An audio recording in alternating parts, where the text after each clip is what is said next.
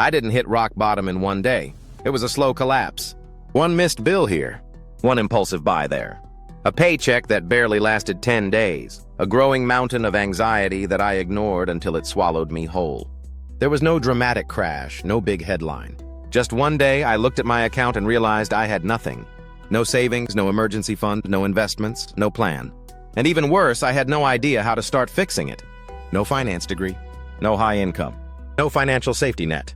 Just a tired heart, an overdrawn account, and the realization that no one was coming to save me. But I'm telling you this because if you're in that place right now, or ever have been, I want you to know one thing: you can rebuild. And in this video, I'm going to show you exactly how I did it, step by step. But first, do me a favor. If you've ever felt stuck, broke, hit that like button. Subscribe for more content that doesn't sugarcoat the journey. And let me know in the comments, what's your rock bottom money moment that changed how you see finances? Now here's how I climbed out of that hole. With no degree, no high-paying job, and nothing but determination. Step 1, face the numbers, no more avoiding. For months, I didn't open my bank app. I was scared of the truth, scared of seeing the red numbers, the unpaid balances, the subscriptions I forgot to cancel. But the truth is, you can't fix what you refuse to face. So I forced myself to look. I wrote down every account I had, checking, savings, if you could even call it that, credit cards, student loans, random PayPal balances. Then I added it all up. It hurt. It made me feel small. But it also gave me clarity, because now I had a number, and numbers can be changed. Step 2, stop trying to fix everything at once. Here's where most people fail. They try to go from broke to rich overnight. They create 10-point budgets, open 3 savings accounts, invest $5 in 12 apps, and then burn out. I didn't do that. I picked one thing: stop the bleeding. I canceled subscriptions I didn't use. I deleted food delivery apps. I made minimum payments on debts just to stop the collection calls. And most importantly, I stopped pretending I could afford a lifestyle that didn't match my reality. No fancy planners, no gurus. Just basic decisions that reduced the damage. That's where rebuilding starts, not with wealth, but with stability. Step 3, create a no-shame budget. Budgeting wasn't fun at first. It felt like punishment. A reminder of everything I couldn't afford. But then I reframed it. My budget became my map out of survival mode. I built it around my real income, not ideal income, not future me income. And I made it guilt-free. If I wanted to keep Netflix, I kept Netflix. If I needed one takeout meal a week to stay sane, I kept it in. Because a budget that makes you hate your life is a budget you'll abandon. Progress isn't about perfection, it's about consistency. And for the first time ever, I stuck with it. Step 4, increase income, even in small, scrappy ways.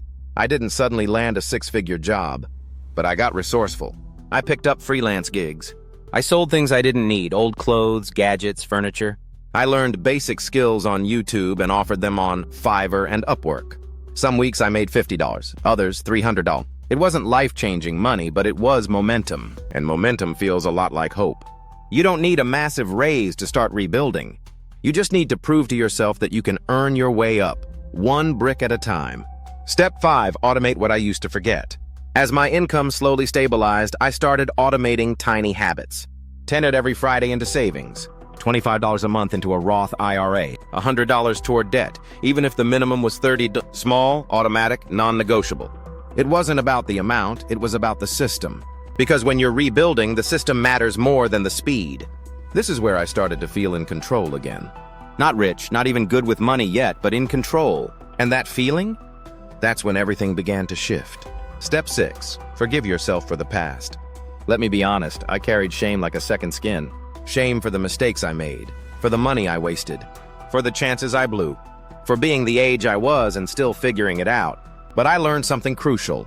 Shame doesn't pay off debt. It doesn't build savings. It only delays your healing. So I gave myself permission to move forward. I stopped looking at money as punishment and started seeing it as a tool. Not a measure of my worth, but a reflection of my decisions. And every decision moving forward was a new opportunity. Fast forward to now. I'm not a millionaire, but I'm not broke. I'm not anxious every time I swipe my card. I have savings. I have investments. I have a plan. And most importantly, I have peace. I rebuilt my finances from the ground up. No degree, no windfall.